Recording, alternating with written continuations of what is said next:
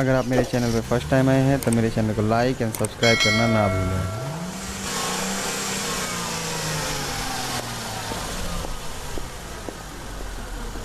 Chapter को आज शुरू करने जा रहे हैं, उसका नाम है EGR वॉल एंड सोलेनॉइड। इसमें हम EGR वॉल और सोलेनॉइड के सर्किट को समझने का प्रयास करेंगे कि वो किस प्रकार से काम करता है। तो जैसा कि आप सबसे फर्स्ट हेडिंग लाइन में यहाँ पर देख पा रहे हैं कि ये दो प्रकार के यहाँ पर बताए गए हैं। एक होता है EGR वैक्यूम कंट्रोल, जिसमें इस प्रकार का एक डिवाइस लगा होता है जो वैक्यूम के थ्रू वॉल को ऑपरेट करने में हेल्प करेगा और इसको कंट्रोल किया जाएगा ECM के द्वारा। और एक होता है EGR सोलेनॉइड, जो कि कुछ इस तरीके का होगा। इसमें डायरेक्ट एक सोलेनॉइड वॉल जो कि यहाँ पर लगा हुआ है इस पोजीशन पे, जिसे ECM कंट्रोल करेगा और रास्ते को खोलेगा तथा बंद करेगा, यानी वॉल को खोलेगा तथा बंद करेगा। तो आइए इस टॉपिक को हम आगे बढ़ाते हैं। EGR सिस्टम को ऑपरेट होने के लिए जिस चीज़ की सबसे ज़्यादा नीड है उन सेंसर्स में नेम है MAF, mass air flow sensor and IAT sensor, intake air temperature sensor. इसके अतिरिक्त engine coolant temperature sensor, O2 sensor and etcetera और भी सेंसर्स इसके लिए कार्यरत होते हैं। किंतु EGR वॉल के अच्छे से काम करने के लिए सबसे ज़्यादा नीड हमारे को इन दो सेंसर्स की होती है। तो अब हम बात करेंगे कि यदि वैक्यूम टाइप जो हमारे पास सोलेनॉइड है वो कंट्रोल्ड हो तो हमें अगर उसकी इंस्पेक्शन करनी है तो हम कैसे करें। बेसिकली इसके अंदर एक सोलेनॉइड ही लगा हुआ है जिसका रेजिस्टेंस 20 से 90 ओम्स होता है एट 20 डिग्री टेम्परेचर। इसमें आप दो पॉइंट देखेंगे, एक यहाँ पर और एक यहाँ पर। वैक्यूम पंप के द्वारा इसको एक हिस्से को जोड़ा जाएगा और दूसरे हिस्से को EGR के डायफ्राम से जोड़ दिया जाएगा, जिसके बाद हमारा जो EGR है वो इस सोलेनॉइड के कंट्रोल में आ जाएगा। यानी यदि ये सोलेनॉइड एक्टिवेट होता है तो वैक्यूम का खिंचाव बनना स्टार्ट होगा और हमारा जो डायफ्राम होगा वो एक्टिवेट हो जाएगा और वाल्व को खोलेगा। तो ये टेक्नोलॉजी हमारे बहुत सारे वाहनों में आज भी देखने को मिलती है, जिसमें EGR वॉल कुछ इस तरीके का वैक्यूम कंट्रोल बेस लगा हुआ है, जबकि कुछ वाहनों में आजकल हम EGR इलेक्ट्रिक सोलेनॉइड कंट्रोल देखते हैं जिसमें इस प्रकार का एक EGR वॉल मैकेनिज्म लगा होता है। इसका रेजिस्टेंस 5 से 10 ओम एट 20 डिग्री सेल्सियस पर होता है। ये डायरेक्टली इनटेक और एग्जॉस्ट मैनिफोल्ड के बिटवीन लगा हुआ होता है।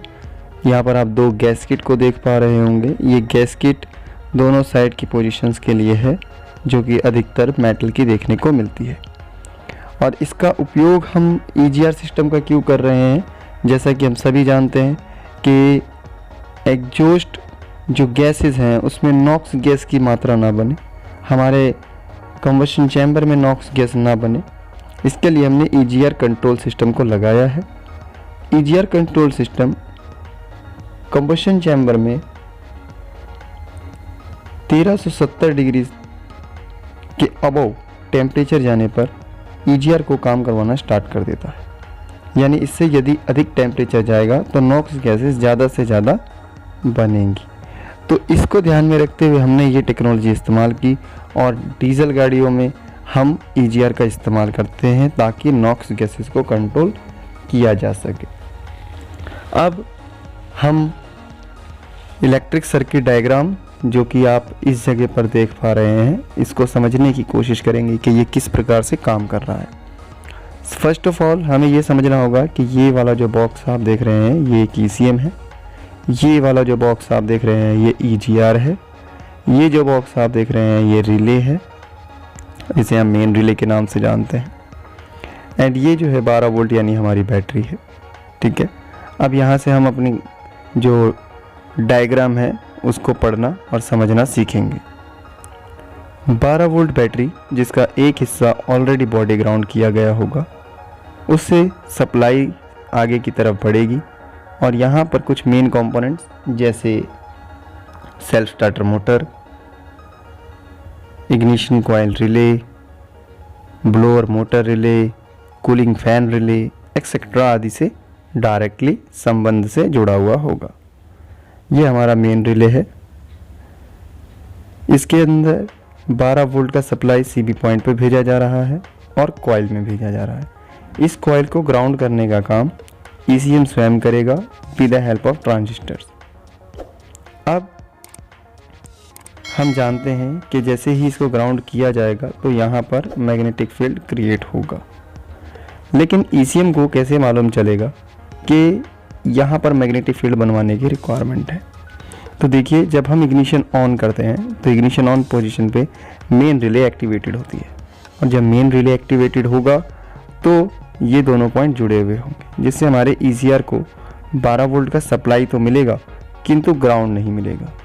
अर्थात ईजीआर को पॉजिटिव करंट मिलना स्टार्ट हो जाएगा और सप्लाई आगे की ओर चली जाएगी, जैसे हमारे injectors, sensors, fuel pump and etcetera parts तक। अब ईसीएम ईजीआर के नेगेटिव वायर को ग्राउंड करेगा with the help of need, माफ सेंसर एंड आईईटी सेंसर की हेल्प से। यानी जब हमारे ईसीएम को ये ज्ञान होगा कि इंजन का टेम्परेचर इतना राइज हो चुका है कि अब नॉक्स गैस बनने की संभावनाएं हैं, तो वो तुरंत इस सर्किट को ग्राउंड करेगा जिससे वॉल्व खुलेगा। किंतु यहाँ एक बात ध्यान देने योग्य है, जिसे ध्यान दें कि वॉल्व को खुलना है ये तो ईसीटी सेंसर के द्वारा ज्ञात होगा, किंतु ईजीआर वॉल्व इसका डिसीजन जो है वो माप सेंसर और आईईटी सेंसर के द्वारा लिया जाएगा। अब ये वॉल्व ऑपरेट होने के लिए तैयार है और इस तरीके से हम ईजीआर को एक्टिवेट करते हैं। लेकिन यहाँ ध्यान देने योग्य बात एक और भी है कि यदि आप सडन एक्सेलरेशन या पैनिक पोजीशन पर हैं और गाड़ी को ड्राइव कर रहे हैं तो उस कंडीशन में आपका ईजीआर सिस्टम काम नहीं करेगा, क्योंकि ईजीआर सिस्टम के प्रयोग के समय इंजन का पिकअप कुछ मात्रा में टूट जाता है या कहीं कम हो जाता है। लेकिन पैनिक कंडीशन में हम पोल्यूशन नॉर्म्स को ना देखते हुए सबसे पहले पैनिक कंडीशन को नॉर्मल कंडीशन में बदलने के लिए हम सबसे पहले प्रेफर करते हैं कि हमारी गाड़ी जो है वो पैनिक कंडीशन से निकल जाए। सो दैट यहाँ पर हमें एक चीज़ क्लियर हुई कि ईजीआर जो है वो पैनिक कंडीशन में काम करना बंद कर देता है। हम गाड़ी को जब ड्राइव करते हैं तो ड्राइव करने का इंजन आरपीएम स्पीड जो होता है 3000 से 3500 रखा जाता है, जिस समय पर हमारा ईजीआर काम करता है। लेकिन यदि आरपीएम इससे कम है या इससे बहुत ही ज़्यादा हो जाता है तो यानी उसे हायर आरपीएम में एक पैनिक कंडीशन माना जा सकता है और उस समय पर हमारा जो ईजीआर है वो काम नहीं कर पाता है। लेकिन यहाँ पर हमारे वेरियस सेंसर्स ईजीआर को एक्टिवेट कराने में हमारी हेल्प करते हैं और इस सर्किट डायग्राम की तरह हमारे ईजीआर सर्किट पूरा होता है और वो कार्य करता है। विशेषकर एक बात जो आपके लिए इम्पॉर्टेंट है, ये जो सर्किट आप यहाँ पर देख रहे हैं इसमें केवल ग्राउंड के द्वारा ही ईजीआर को कंट्रोल किया गया है, जबकि कुछ वाहन आपको ऐसे भी देखने को मिल सकते हैं जहाँ पर ईसीएम स्वयं ही ईजीआर की नेगेटिव तथा पॉजिटिव को कंट्रोल कर रहा हो। इस प्रकार का भी जो टेक्नोलॉजी है वे बहुत से वाहनों में देखने को मिल जाता है। तो इसके अच्छे जानकारी के लिए या गाड़ी की सर्विसिंग के लिए हमें ध्यान रखना चाहिए कि हम सर्विस मैनुअल का इस्तेमाल करें और उसमें दी गई इंस्ट्रक्शंस को ही फॉलो करें। यहाँ जो चीज़ें आपको बताई गई हैं वे सभी चीज़ें आपको ईजीआर के सर्किट को पढ़ने में आसानी और ईजीआर किस तरीके से काम कर रहा है उसकी फंक्शनैलिटी को बताने के लिए किया गया है। ये सर्किट डायग्राम यहाँ पर बताता है कि किस तरीके से हमारा जो ईजीआर है वो काम कर रहा है अब हम यहाँ पर कुछ ट्रबल शूटिंग की भी बात करेंगे और उसको समझने की कोशिश करेंगे। अगर हम ये मान के चलें कि EGR वॉल्व काम नहीं कर रहा है तो उसके लिए क्या क्या कंडीशन हो सकती हैं। हो सकता है ये CB पॉइंट ख़राब हो या यहाँ से इधर आने वाली सप्लाई की वायर टूट गई हो। यदि ये चीज़ ठीक भी है, मान लेते हैं CB पॉइंट बिल्कुल ठीक है, और यहाँ पर अगर ये वायरिंग जो आगे देख रहे हैं आप जाते हुए, अगर ये डैमेज हो जाती है तो भी हमारा जो है वो EGR काम नहीं करेगा। यदि सारी कंडीशन अभी तक बिल्कुल ठीक है यहाँ से इस जगह पर, और अगर ECM से EGR के बीच की कनेक्टिविटी वाली ये वायर जो नेगेटिव को ग्राउंड करती है, अगर ये डैमेज हो गई है, टूट गई है, तो भी जो हमारा EGR है वो परफॉर्म नहीं कर पाएगा।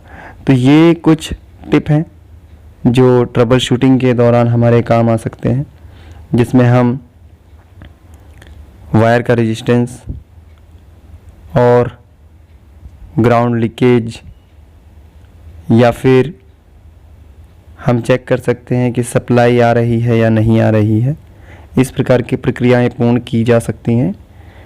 तो आई होप अभी तक आपको इस वीडियो में ट्रबल शूटिंग के रिगार्डिंग और EGR के रिगार्डिंग बहुत सारा फंक्शनैलिटी वर्क पता चल गया होगा।